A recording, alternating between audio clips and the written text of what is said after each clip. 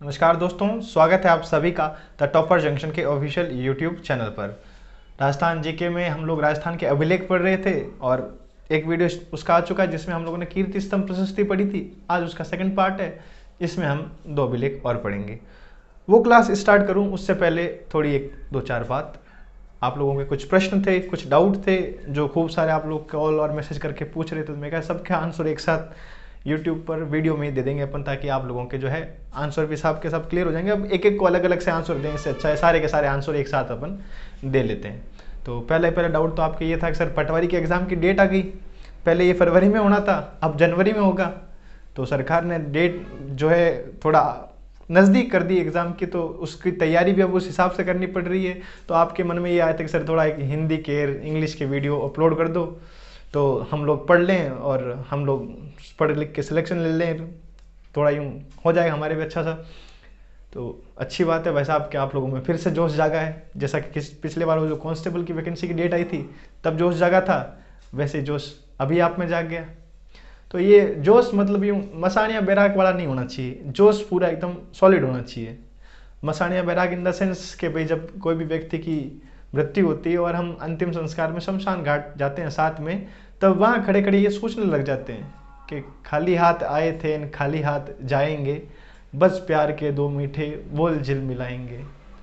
क्या है दुनिया नश्वर है, क्या पता अगले पल अपनी मौत लिखी हो, और फालतू में क्यों पाप करें, क्यों किसी से लड़ के जो है माहौल ख़राब करें। ज़िंदगी में सुख चैन से जियो, ऐश मौज के साथ जियो, ताकि आराम से मतलब अपना दिन निकल जाए। और यहाँ तो चलो भाई ढंग की जगह मिली नहीं मिली पृथ्वी पर, तो स्वर्ग में तो जगह दे राम जी महाराज अपने, तो यूं पाप करना छोड़ देंगे। तो ये भाव आपके वहाँ शमशान घाट में शमशान घाट के अंदर खड़े खड़े जागते हैं।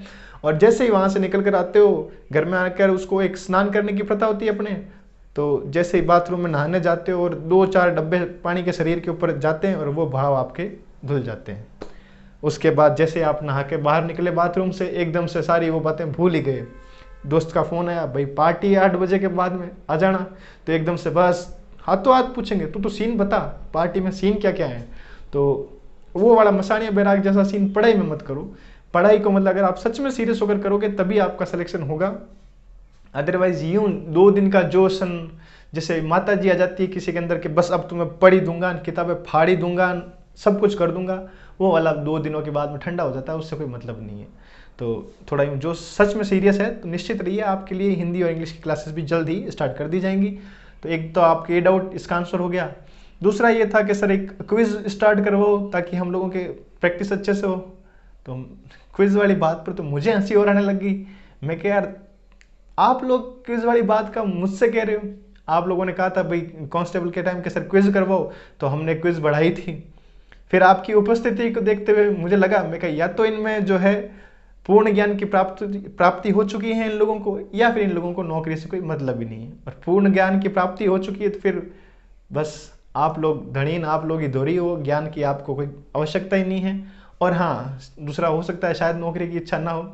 तो आपकी उपस्थिति पर डिपेंड करता है कि क्विज कैसे चलेगी कैसे नहीं चलेगी। तो थोड़ा यूँ उपस्थित रहोगे तो क्विज भी ढंग से चलने लग जाएगी। तो ये क्विज वाली बात भी होगी। और तीसरी और इम्पोर्टेंट बात कि सर कोचिंग कब से खुलेगी? तो भाई मेरे हाथ में नहीं है कोचिंग खोलना, कि मैं जैसे भारत का कोई उच्चतम पद पर हूँ और मैंने कह दिया भाई कल से कोचिंग शुरू। तो मेरे हाथ में कोचिंग नहीं है खोलना। सरकार को जब लगेगा कि हाँ ये समय जो है शिक्षा प्रणाली को खोलने का उचित है, अब एजुकेशन सिस्टम्स को खोल देना चाहिए, उस टाइम सरकार अपने आप अनलॉक की गाइडलाइन में ये कह देगी कि कल से आप जो है नेक्स्ट डे जब भी सरकार कहे कि आप एजुकेशन सिस्टम को ओपन कर सकते हो तब अपन कोचिंग खोल देंगे। हालांकि अब लग रहा है कि जल्दी होगा ही, क्योंकि सरकार चुनाव करवा रही है। तो चुनाव में माहौल सही लग रहा है सरकार को। और उसके बाद कहा भी है कि भाई 15 तारीख के बाद तो आप जो है सिनेमा हॉल वगैरह खोल सकते हो, ऐसे शायद गाइडलाइन आई है। तो उस गाइडलाइन में मुझे उम्मीद लग रही है कि हाँ भाई अपना भी थोड़ा है जल्दी खोल सकती है। जो चुनाव वगैरह आ रही है, सिनेमा हॉल वाली जो चीज़ें हैं वो भी हो रही हैं। तो हाँ, पढ़ाई भी एक ज़रूरी अंग है और पढ़ाई के बिना विकास नहीं हो पाता किसी भी चीज़ का। तो शायद अब सरकार अपना भी जो है जल्दी से कर देगी ओपन वगैरह। और तब तक नहीं आता तब तक आप ऑनलाइन पढ़ो, जितनी हम कोशिश कर रहे हैं, जितना आप पढ़ सकते हो पढ़िए, ताकि आपके और हमारे दोनों के क्या हो, कुछ ना कुछ फ़ायदे होते रहे, ताकि हम भी आपसे जुड़े रहें और आप भी अपनी पढ़ाई को जारी रखो। और ऑनलाइन से एक बात और याद आ गई, वो एक स्टूडेंट है जो गांव ढाणी में रहता है कहीं, तो उसका वो कल परसों फ़ोन आया था मेरे पास। वो कह रहा सर कुछ बता दो कैसे क्या पढ़ूँ, डेट आ गई है यार, थोड़ा यूँ ढंग से पढ़ लूँ तो सिलेक्शन के चांस बन जाए। तो मैंने कहा भाई ऑनलाइन जा, ऑनलाइन वीडियो पढ़े अपने देख। वो उसने फ़ोन पर ही हाथ जोड़ के बापूड़ा इतो फ़ोन है खटका उनमा टेम दबे नहीं थे को ऑनलाइन जा वीडियो देख। तो मुझे लगा भाई हाँ, ऑनलाइन वाली जो शिक्षा है ये हर व्यक्ति नहीं कर पाता है। किसी के पास फ़ोन नहीं तो किसी के पास फ़ोन में नेट नहीं, किसी के फ़ोन में नेट है तो गांव ढाणियों में टावर नहीं। अपने शहरों में टावर ढंग से नहीं आते तो गांव ढाणियों में कहाँ टावर आते होंगे। तो ऑनलाइन वाला हर एक के व्यक्ति के बस की बात नहीं है। ऑनलाइन में आप ढंग से यूँ पढ़ाई नहीं कर सकते हो। कुछ एक कर पाते हैं वो अलग बात है, लेकिन उपलब्ध हर एक के पास हो ये नहीं है, बिल्कुल भी नहीं है। ऑनलाइन शिक्षा हर एक के पास उपलब्ध इतनी आसानी से वर्तमान समय में नहीं हो सकती है। तो जब तक नहीं होती है तब तक आप जैसे भी आप पढ़ सकते हैं पढ़िए, और जैसे ही सरकार अनलॉक की गाइडलाइन जारी कर देगी एजुकेशन सिस्टम के लिए, हम लोग कोचिंग वापस खोल देंगे। ठीक है, तो ये आपकी बातों के उत्तर थे। उम्मीद करता हूँ कि आपको अच्छे से समझ में आए होंगे और सारी चीज़ों को आप समझने की कोशिश करते हुए पढ़ाई को जारी रखोगे। अब आ जाते हैं अपनी क्लास पर। अभिलेख पढ़ रहे थे हम लोग और आज अपन पढ़ेंगे सामोली का अभिलेख। क्या पढ़ेंगे? सामोली का अभिलेख। अब जैसा कि मैंने आप लोगों को बता रखा है, अभिलेख में हम लोगों को दो चीजें पढ़नी होती है, एक तो अभिलेख के बारे में जानकारी और दूसरा ये अभिलेख हमें क्या जानकारी देता है। वो अभिलेख के बारे में क्या जानकारी, मतलब कौन से सन का है, किस राजा ने बनवाया था, कहाँ है, कौन सी भाषा में, ये सारी चीजें। और अभिलेख हमें क्या जानकारी देता है भाई, उस समय क्या स्थितियां रही होंगी, क्या विकास हुआ होगा, क्या क्या जो है उस पर जो लिखा हुआ मिलता है वो जानकारियां। तो शुरू करते हैं अपनी क्लास। आज पढ़ते हैं अपन सामोली का अभिलेख। ठीक है, सबसे पहले क्या है सामोली का अभिलेख? तो सामोली कहाँ आपके साहब? सामोली आपके उदयपुर में एक जगह पड़ती है सामोली। उदयपुर में ये जो भोमट वाला क्षेत्र है, भोमट वाले क्षेत्र में एक जगह है सामोली, वहां पर ये अभिलेख है। अभिलेख है कब का? तो 646 एडी का, 646 ईस्वी का ये आपके अभिलेख है। अभिलेख कौन सी भाषा में है? तो संस्कृत भाषा में लिखा हुआ अभिलेख है। ठीक है, तो 646 ईस्वी का अभिलेख है और संस्कृत भाषा में लिखा हुआ अभिलेख है। दूसरा कौन से राजा का है? तो गुहिल वंश के राजा थे शीलादित्य, गुहिल राजा थे शीलादित्य, उनके समय का ये क्या है? अभिलेख है। मैंने कहा था आप लोगों को भी, जब मेवाड़ और उदयपुर पढ़ते हैं तो उदयपुर किस में आता है? मेवाड़ में। और मेवाड़ में किसका शासन था? गुहिल वंश का शासन था। तो ये गुहिल राजा शीलादित्य के समय का अभिलेख है। तो ये अभिलेख के बारे में जानकारियां थी, कौन से सन का है, कौन सी भाषा में, कौन से राजा के समय का है। अब ये हमें क्या जानकारियां देता है अभिलेख, वो देखते हैं। तो देखिए, सबसे पहले गुहिल वंश का समय निर्धारण में सहायक है। गुहिल वंश का समय निर्धारण में सहायक है, ये कैसे? तो देखो दोस्तों, जब भी हम ऑफलाइन बैच में पढ़ना स्टार्ट करते हैं तो वहाँ पर पहली क्लास में मैं जो है मेवाड़ की हिस्ट्री पढ़ाना शुरू करता हूँ और उसमें मैं बताता हूँ कि भाई मेवाड़ में गोहिल वंश का शासन था। गोहिल वंश की स्थापना 566 एडी के अंदर हुई थी, मैं आपको बताता हूँ क्लास में। और वो कैसे हुई, ये स्थापना कैसे मानी जाती है, तो ये अभिलेख जो है 646 एडी का है और अपन स्थापना बताते हैं 566 एडी में। ये जो शीलादित्य जो थे ये गुहिल वंश में 5वें राजा थे। कौन से राजा थे? 5वें राजा थे। इनसे पहले 4 और राजा रहे होंगे। वो 4 राजा कौन से थे? तो एक तो स्वयं गुहिल थे, फिर एक भोज राजा, फिर एक राजा थे महेंद्र और एक आपके थे नाग। तो 4 तो ये गुहिल, भोज, महेंद्र और नाग, और 5वें थे शीलादित्य। तो अब इतिहासकारों ने अनुमान लगाया कि भाई मान लो किसी ने जो है 15 साल राज किया होगा, तो किसी ने 25 साल किया होगा, किसी ने 18 किया होगा, तो किसी ने 22 साल किया होगा। तो ऑन एन एवरेज 20 साल लिए कि 20 साल एक राजा ने शासन किया होगा, और 20 साल से हिसाब से 4 को गुणा किया भाई 4 राज्यों का 20 हिसाब से, तो वो हो गए आपके 80 साल। और 80 साल में 546 में से 80 घटाए तो आपके 566 एडी आ जाता है। सॉरी, 646 में से 80 घटाए तो 566 एडी आता है। तो अपन इस हिसाब से अपन कहते हैं भाई गुहिल वंश की स्थापना कब हुई थी?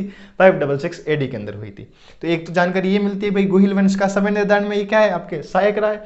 दूसरी जानकारी इसमें क्या मिलती है कि भाई एक वटनगर कहाँ पर है? जो आपके वर्तमान सिरोही है, सिरोही में एक जगह पड़ती है वसंतगढ़ जिसको अपन कहते हैं वसंतगढ़। उस वसंतगढ़ को उस समय वटनगर कहा जाता होगा। और वटनगर के महाजन समुदाय के मुखिया, महाजन समुदाय मतलब जो पैसे टकों का काम करते हैं वो लोग, उसके एक मुखिया थे जेतक। वटनगर के महाजन समुदाय के मुखिया थे जेतक। उन्होंने जावर में, कहां पर? जावर में अरण्यवासिनी देवी, कौन सी देवी? अरण्यवासिनी देवी का मंदिर बनवाया था। क्या किया था? वटनगर के महाजन समुदाय के मुखिया थे जेतक, जिन्होंने जावर में अरण्यवासिनी देवी का मंदिर बनवाया था। ये अरण्यवासिनी जो देवी है, इनको अपन जावर माता के नाम से भी जानते हैं। किस नाम से जानते हैं? जावर माता के नाम से भी जानते हैं। तो जहां मंदिर बनवाया वहीं की माता हो जाती है, तो ये जावर माता। ठीक है, तो दो जानकारियां बता दी, एक तो आपके समय निर्धारण में, और दूसरा वटनगर के महाजन समुदाय के कोई मुखिया थे जिनका नाम क्या था? जेतक। उन्होंने जावर में, कहां पर? जावर में क्या मंदिर बनवाया था? अरण्यवासिनी देवी का मंदिर बनवाया था। और ये अरण्यवासिनी देवी को अपन जावर माता के नाम से भी जानते हैं। फिर इसी में एक जानकारी ये भी मिलती है कि जो जेतक थे, उन्होंने देवबुक नामक स्थान पर स्वयं को अग्नि के हवाले कर दिया था। मतलब कहते हैं अग्नि समाधि ले ली थी। ठीक है, तो जेतक ने कौन से स्थान पर? जेतक ने देवबुक नामक स्थान पर अग्नि में प्रवेश किया था। कहते हैं भाई ये जो मंदिर है, इस मंदिर में खूब सारे जो है गायक और खूब सारे धनी लोग वहां रहा करते थे। 24/7 आपको मिल जाते थे। पैसे वाले लोग खूब रहते थे, गायक खूब रहते थे वहां पर। और जेतक ने जो है देवबुक नामक स्थान पर क्या ले लिया? अग्नि में प्रवेश लिया था। एक बात और मिलती है कि भाई जावर में उस समय तांबे और जस्ता का खनन उद्योग था। ये जानकारी भी अपने को वहां से मिलती है। जावर में उस समय जो है तांबा और जस्ते का खनन किया जाता था। ये जानकारी अपने को इस अभिलेख से मिलती है। तो सामोली अभिलेख के बारे में क्या क्या बातें देखी भाई? कहाँ है? उदयपुर में है। कौन से सन का है? तो 646 ईस्वी का है। कौन सी भाषा में है? तो संस्कृत भाषा में लिखा हुआ है। कौन से राजा के समय का था? तो गुहिल राजा थे, शीलादित्य, उनके समय का है। क्या क्या जानकारियां मिलती है? तो पहली जानकारी मिलती है कि भाई गुहिल वंश के काल निर्धारण में सहायक है, या समय निर्धारण में क्या है? सहायक है। दूसरा, आपके वटनगर के महाजन समुदाय के जो मुखिया थे जेतक, इन्होंने जो है जावर में जावर माता या अरण्यवासिनी देवी का मंदिर बनवाया था। वटनगर कहाँ है आपके? तो सिरोही का जो वसंतगढ़ है, सिरोही का जो वसंतगढ़ है वही क्या है आपके? वटनगर है। और फिर ये भी जानकारी मिलती है कि जेतक ने देवबुक नामक स्थान पर क्या ले ली थी? अग्नि में समाधि ले ली थी।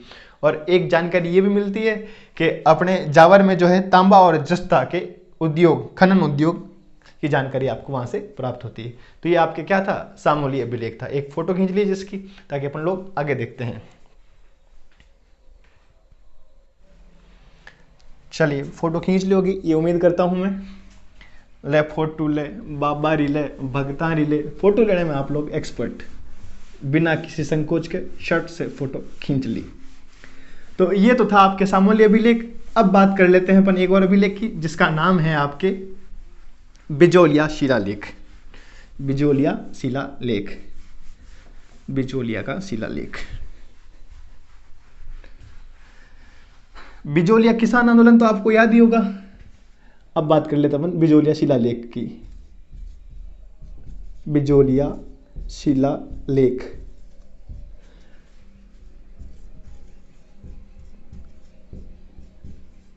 ये मैं नहीं बताऊंगा बिजोलिया कहां पर है। ये आप लोग कमेंट बॉक्स में कमेंट करके मुझे बताएंगे कि सर बिजोलिया जो है यहां पर पड़ता है। ठीक है, अपन बात करेंगे बिजोलिया शिलालेख की। तो वही शिलालेख में 4-5 चीजें देख लेते हैं कि सबसे पहले तो शिलालेख के बारे में जानकारी कहां पर स्थित है। तो बिजोलिया में एक पार्श्वनाथ मंदिर है, पार्श्वनाथ मंदिर। उस मंदिर के परिसर में स्थित है ये। ठीक है, पार्श्वनाथ मंदिर के परिसर में क्या है? स्थित है कब का? तो 1170 एडी का, 1170 एडी का क्या है ये? शिलालेख है। कौन से वर्ष का है? 1170 एडी वर्ष का है। दूसरा, कौन सी भाषा में लिखा हुआ है? तो संस्कृत भाषा का शिलालेख है। कौन सी भाषा का है? संस्कृत भाषा का क्या है? शिलालेख है। और ऐसा कहा जाता है कि भाई इसमें 93 पद्य मिलते हैं, 93 पद्य मिलते हैं, 93 पद्य। 2 भाग होते हैं हिंदी भाषा के, गद्य और पद्य। तो इसमें जो है 93 पद्य मिलते हैं। संस्कृत भाषा का है और 93 पद्य इसमें मिलते हैं। अब ये थी इसके बारे में जानकारी। अब जानकारी कि अभिलेख हमें क्या क्या जानकारी देता है। तो ये अभिलेख सबसे इंपॉर्टेंट है चौहान वंश के इतिहास को जानने में। जब हम चौहान वंश का इतिहास पढ़ना शुरू करते हैं तब हम चौहान वंश की उत्पत्ति के स्रोत देखते हैं कि भाई उत्पत्ति के क्या क्या कारण माने जाते हैं। हम कहते हैं सूर्यवंशी हैं, चंद्रवंशी है वगैरह, सॉरी अग्निवंशी हैं। तो इसमें जो है बताया गया है कि भाई ये जो है वत्स गोत्रीय क्या थे? ब्राह्मण थे, वत्स गोत्रीय ब्राह्मण। ये अभिलेख क्या बताता है कि चौहान क्या थे? वत्स गोत्रीय ब्राह्मण थे। वत्स गोत्रीय ब्राह्मण थे। कौन थे? चौहान। तो ये एक जानकारी तो क्या देता है, इसी में लिख देते हैं कि भाई चौहान वंश के इतिहास किससे संबंधित, चौहान वंश के इतिहास से संबंधित जानकारी मिलती है। और चौहान वंश को क्या बताया गया है इस शिलालेख के अंदर? वत्स गोत्रीय ब्राह्मण। वो एक जोरदार सी बात मुझे याद है कि इस शिलालेख के अंदर लिखा हुआ है विप्रह वत्स गोत्रे भूते, विप्रह वत्स गोत्रीय भूते, मतलब जो है क्या है, वत्स गोत्रीय ब्राह्मण रहे होंगे। तो ये आपके पार्श्वनाथ मंदिर में जो स्थित है, संस्कृत भाषा का शिलालेख है। 93 पद्य इसमें मिलते हैं। वत्स गोत्रीय ब्राह्मण है। चौहान वंश के बारे में बताया जाता है कि चौहान वंश क्या है, वत्स गोत्रीय ब्राह्मण है। चौहान वंश के इतिहास में ये महत्वपूर्ण जानकारी देता है हमें। और चौहान वंश के बारे में इसमें क्या लिखा हुआ है, विप्रह वत्स गोत्रे भूते। एक इसकी भी फोटो ले लीजिए ताकि इसकी 2-4 बातें आगे और बताऊं मैं। चलिए फोटो खींच ली होगी। ये थोड़ा सा एक विप्रिय श्री वत्स गोत्रीय ब्राह्मण है, विप्रिय श्री वत्स गोत्रीय कर लीजिएगा इसको थोड़ा सा, विप्रिय श्री वत्स गोत्रे भूते, इसके अंदर ये लिखा हुआ है। तो चलिए 2-4 बातें जो बची हुई वो बताऊं। और तो बिजोलिया शिलालेख कौन से साल का है? 1170 AD का। कहाँ स्थित है? तो बिजोलिया में पार्श्वनाथ का मंदिर है, वहां स्थित है। संस्कृत भाषा में है और 93 पद्य मिलते हैं इसमें। इसमें जानकारी किसकी मिलती है? तो चौहान वंश के इतिहास की संबंधित जानकारियां मिलती हैं।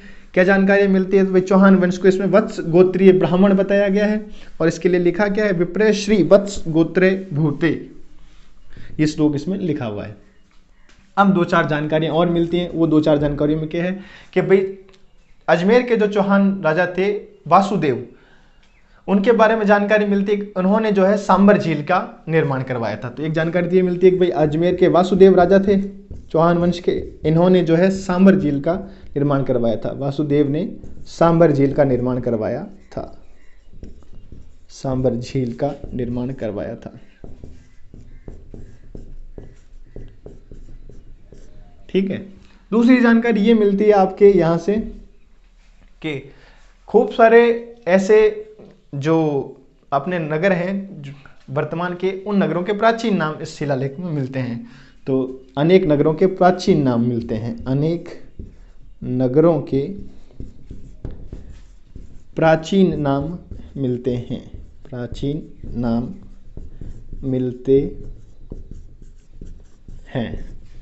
तो दूसरी जानकारी ये मिलती है कि अनेक नगरों के प्राचीन नाम, जैसे आपके जालौर को जबालीपुर कहते हैं, तो ये जानकारी जो है वहीं से मिलती है, जबालीपुर।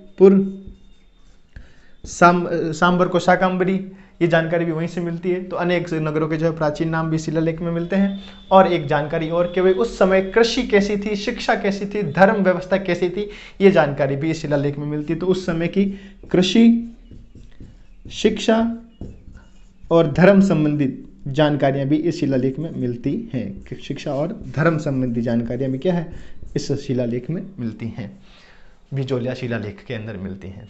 एक इंपॉर्टेंट बात जो आरपीएससी शायद एक किसी पेपर में सवाल पूछ भी चुकी है कि बिजोलिया शिलालेख के लेखक कौन हैं, या इसके जो है, तो इसके लेखक कौन है शिलालेख के, जो है आपके गुणभद्र।